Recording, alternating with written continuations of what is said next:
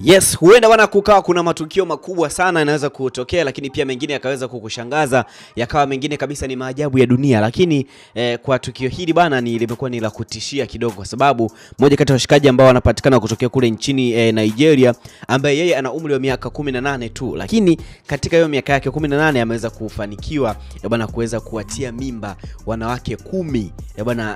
Bwana imekuwa ni story ambayo pia inaweza kushtua sana watu wengi kuhusiana na swala hilo. Na huyu inasemekana kwamba alikuwa ametoka kijijini then akawa ameenda mjini then kuweza kutafuta maisha na kuweza kufanya tukio hilo ambalo amekwisha kulifanya. Sasa kijana mwenye umri wa miaka 18 katika jimbo la Anambra kutokea huko nchini Nigeria anaripotiwa kuwapa mimba wasichana 10 ndani ya kipindi cha miezi mitano. Yaani miezi mitano tu mshikaji akaweza kufanikiwa kuweza kuwapatia wanawake 10 mimba, akiwemo binti wa bosi wake na mfanyakazi wake wa dukani.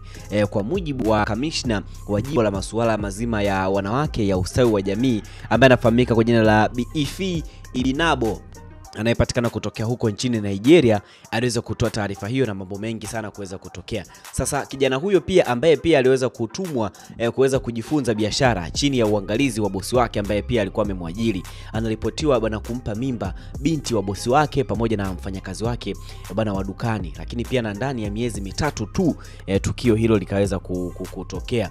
Mafunzo ya kibiashara pia ambayo pia alikuwa ameweza kutumwa kwamba aende huko mjini na kuweza kufanya masuala mazima ya kuweza kujifunza kwamba biashara zinatakiwa zifanywe kwa namna gani, vinabidi ziende hivi na hivi na hivi na hivi. Sasa yule bosi wake ambaye alikuwa amemwajiri alikuwa na mtoto wa kike lakini pia na mfanyakazi wa dukani. So udogo akaweza kuwatia mimba wote wawili, mfanyakazi wa dukani pamoja na mtoto wa bosi wake. Tukio hili pia limeweza kusababisha kuweza kufukuzwa kazi. Baada ya kuweza kufanya hilo tukio la kupita na mtoto pamoja na msichana wa kazi wa dukani, akaweza kufukuzwa kazi na kuweza kurudishwa huko kijijini ambako alikuwa amekwisha kutokea. Sasa kamishna Obinabo pia aliweza kufichua tukio hili la kuweza kushangaza kupitia matangazo ya moja kwa moja kwenye mitandao ya kijamii siku ya Jumatano, ndipo ambapo aliweza kutoa siri hiyo na kila kitu kukaa hadharani, lakini pia kwa viral kila mmoja kuweza kujua na kuweza kusikia.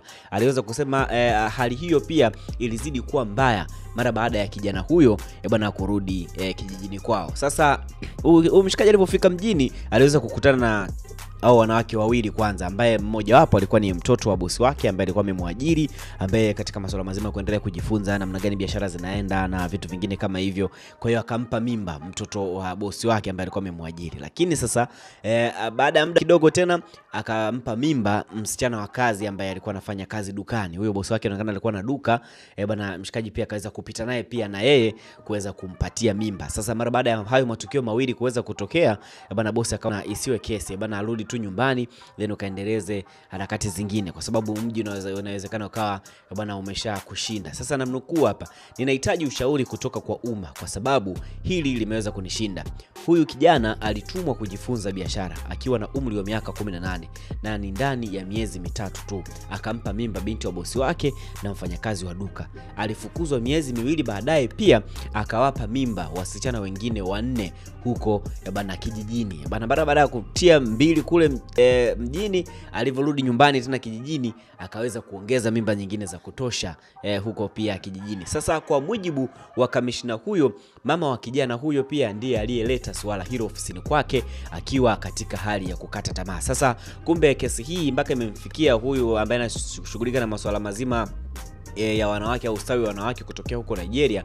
Kesi hii alikuwa amepewa na mama mzazi wa yule kijana ambaye mwenye umri wa miaka 18. Sasa mama yake mzazi mara kuona matukio sasa kama haya yamekuwa yamezidi, yamekuwa ni mengi, akaamua kwenda kumshtaki mtoto wake katika masuala mazima ya ustawi huko ya wanawake. Na mama huyu aliweza kufunguka mengi sana kuweza kuongea. Lakini pia mama huyu aliendelea kwa kusema kwamba hasa huyu namnukuu ni mama yake mzazi wa huyo mtoto, akasema kwamba kila ninapoona msichana akielekea nyumbani kwetu siku hizi moyo wangu hurukaruka, tafadhali nahitaji msaada.